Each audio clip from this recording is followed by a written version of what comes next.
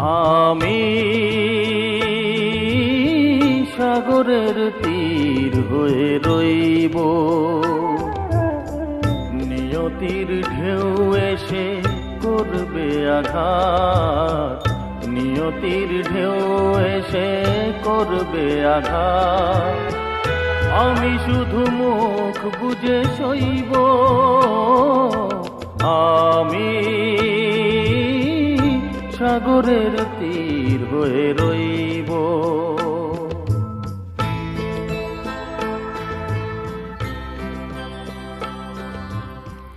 যা কিছু চাওয়ার ছিল তাই যদি পাওয়া যেত, আকাশের বুকে থাকতো কি কোনো কান্না?